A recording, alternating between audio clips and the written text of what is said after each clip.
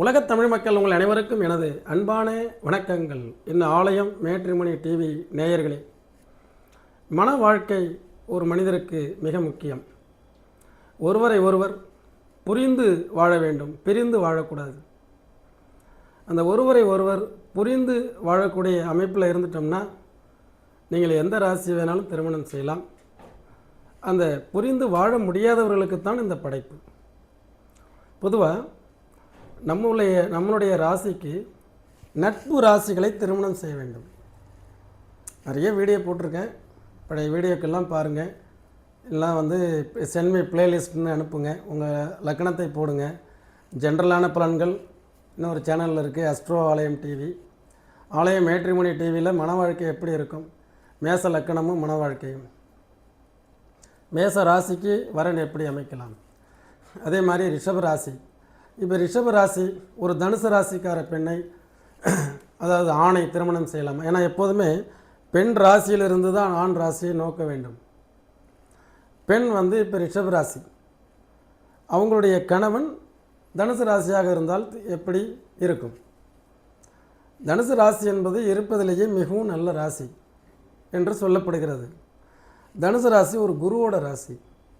தனுசு ராசி ஆண்கள் ஒரு பரோபகாரியாகவும் பெருந்தன்மை உடையவர்களாகவும் எல்லா நண்பர்கள் உறவினர்கள் என்று அது பாகுபாடு இல்லாமல் எல்லாருக்கும் உதவி செய்ய வேண்டும் என்ற எண்ணம் உடையவர்களாகவும், எல்லோருக்கும் ஒரு நல்ல வழிகாட்டியாகவும், அதே மாதிரி எல்லாருடைய வேலைகளையும் எடுத்து போட்டு செய்யக்கூடியவர்களாகவும், முடிந்தவரை பிரத்தியாருடைய காரியங்களை நல்ல விதமாக முடித்து தரக்கூடிய ஒரு அற்புதமான மனிதராக இருப்பார்.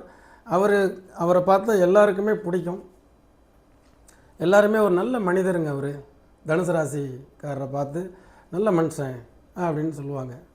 அந்த மாதிரி இருக்கிறவர் ரிஷபராசிகிட்ட கேட்டோம்னா மனைவிகிட்ட அவர் செயல்பாடுகள் எனக்கு மேட்ச் ஆக மாட்டேங்குதுங்கிறாங்க. என்ன இப்படி சொல்கிறீங்க? என்னுடைய சர்க்கிள்லேயே ஒரு 5-6 ஃபேமிலி பார்த்துட்டேன். ரிஷபராசிக்கார பெண்களும் தனுசு ராசிக்கார ஆண்களும் கணவன் மனைவி ஒப்புக்காக வாழ்ந்தவங்களும் இருக்காங்க, பிரிஞ்சு வாழ்ந்தவங்களும் இருக்காங்க, பிரியாமல் ஒரே வீட்டிலேயே வருடக்கணக்கில் பேசிக்காமல் வாழ்ந்தவங்களும் இருக்காங்க. ஆக இது ஏன்? வருங்கால ஜோதிடர்கள் இனி வருங்காலத்தில் நம்ம நல்ல அற்புதமான ஆணுக்கு பெண் நிகராக எல்லோரும் எஜுகேட்டட், படித்தவங்க, எல்லாருமே நல்லா புரிஞ்சவங்க. அப்போ மேட்சிங் பார்க்கும்பொழுது இது மாதிரி ஒத்த குணங்கள் இல்லாதவர்களை சேர்ப்பதை தவிர்க்கலாம். ஏன்னா நானும் மேட்ரிமோனி நடத்திட்டு வர்றேன். நானும் 2000க்கு மேலே திருமணம் செஞ்சு வச்சுருக்கேன். அப்போ இப்போ ரிஷபராசிக்கார பெண்கள் அவங்கள பற்றி நம்ம பேசணும்னா நல்ல ஒரு அற்புதமான தான் உண்டு தன் வேலை உண்டு. இதே தனுசு தான் உண்டு தன் வேலை உண்டுன்னு இல்லாமல் அடுத்தவங்களுக்கும் வழிகாட்டிட்டு அடுத்தவங்களுக்கும் ஹெல்ப் பண்ணிக்கிட்டு இருக்கும். ரிஷபம் என்ன செய்யும்? தன் வேலையை முதல்ல செய்யும், தனக்கு தேவையை முதல்ல பூர்த்தி பண்ணிக்கும், அப்புறம் தான் அடுத்தது மற்றவங்களுக்கு. தனுசு என்ன செய்யும்? தன் தேவை பூர்த்தி அடையதோ இல்லையோ தங்கிட்ட வேலை பார்க்குறவங்களுடைய நலன் கருதி அவங்களுடைய ட்ராவல் பண்ணும். அப்போ ரிஷபராசி என்ன செய்யுது? பெண் ரிஷபராசி தன்னுடைய குடும்பம், தன்னுடைய வீட்டை முதலில் அலங்காரம் செய்து, தன்னுடைய வாகனத்தை சரி செய்து வைத்துக்கொண்டு, தன்னுடைய பிள்ளைகளுக்கு நல்ல ஒரு செல்ஃபிஷ்னால் சுயநலவாதிகள் என்று எடுத்துக்கொள்ளக்கூடாது. செல்ஃபிஷ் அப்படின்னு இல்லைன்னா இந்த உலகத்தில் ரொம்ப சிரமம். அந்த செல்ஃபிஷ் அப்படிங்கிறதெல்லாம் பார்த்திங்கன்னா அந்த தனுசு ராசிக்கு இருக்கிறது இல்லை, அதுதான் பிரச்சனை. அப்போ கொஞ்சமாவது நல்ல ஒரு சுயநலத்தோட சொந்த நலத்தோட இருங்க அப்படின்னு தான் ரிஷபராசி தனுசு ராசிக்கு அட்வைஸ் பண்ணுது. அதை ஏற்க மறுக்கக்கூடிய தனுசு ராசி முதல்ல தன்னுடைய தேவை என்று ஒன்று நினைக்காமல் பிறர் நலம், அவங்களுடைய தேவைகள் இதை பூர்த்தி செய்கிறதில் அதிக அளவு கவனம் செலுத்துகிறாங்க.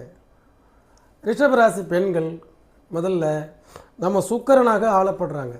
சுக்கிரன்கிறது நம்மளுடைய வாழ்க்கையை நம்ம லக்ஸூரியாக, மகிழ்ச்சியாக, சந்தோஷமாக, யாருடைய டிஸ்டர்பன்ஸ் இல்லாமல், யாரையும் இழுத்து பிடிச்சிக்கிட்டு இல்லாமல் நம்ம குடும்பம் மட்டும் அனுபவிச்சுட்டு வாழணும்னு நினைக்கிறாங்க.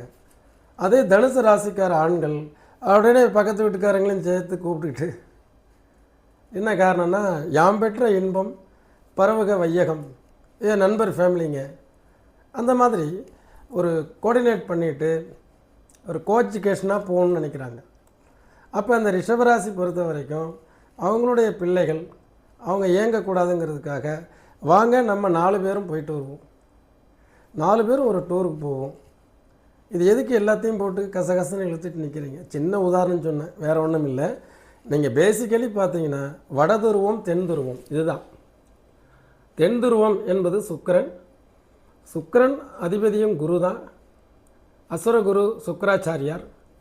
அவரை பொறுத்த வரைக்கும் தனிப்பட்ட முறையில் அந்த பெண்ணை பற்றி விசாரித்தால் ரொம்ப கணக்கான பெண், ரொம்ப கரெக்டாக குடும்பத்தை நல்ல வழிநடத்தக்கூடியவர், அறுசுவை உணவுகளை நன்கு சமைப்பவர், நன்கு ஆடை உடுத்தக்கூடியவர், ஆபரண சேர்க்கை உடையவர், குழந்தைகளை கண்டிப்பாக வளர்க்கக்கூடியவர். அதே மாதிரி யாருடைய பொருளும் தனக்கு தேவையில்லை, தன்னுடைய பொருளை யாருக்கும் நான் அனாவசியமாக கொடுக்க மாட்டேன் என்று சொல்வதில் என்ன தவறு இருக்கிறது? இது ஒரு கட்டுப்பாடான ஒரு நிலைப்பாட்டை அவர்கள் வகுத்திருக்கிறார்கள்.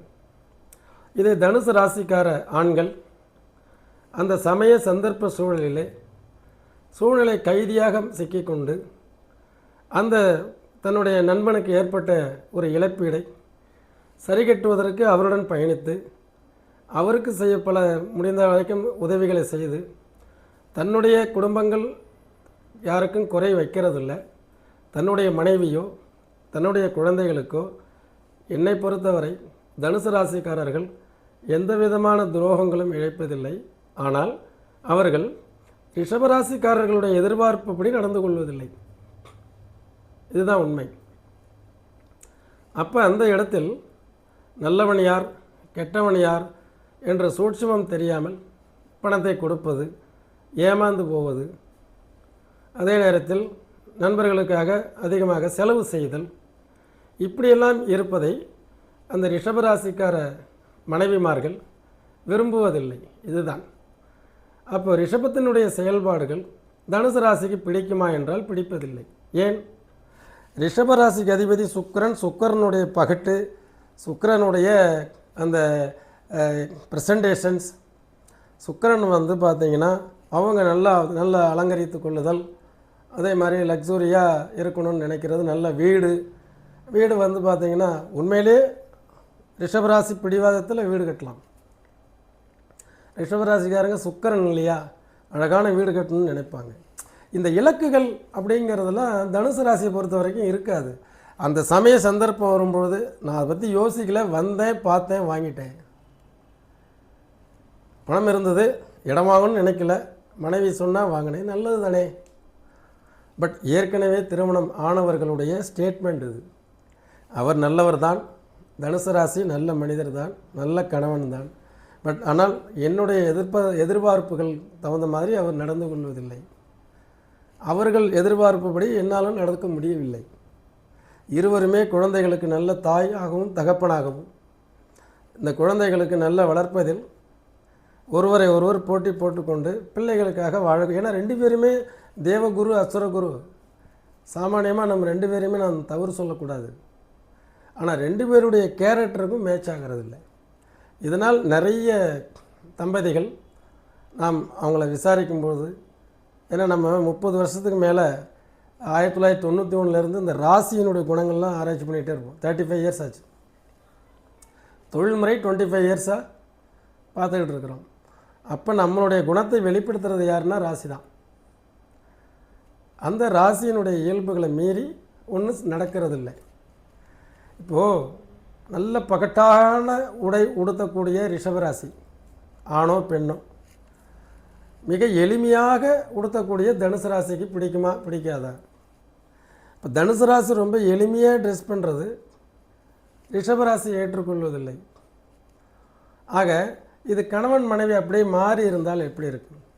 இந்த ரிஷபராசி வந்து ஆண்களாகவும் தனுசு ராசி பெண்களாகவும் அப்போ நான் நிறைய பார்த்துருக்கேன்.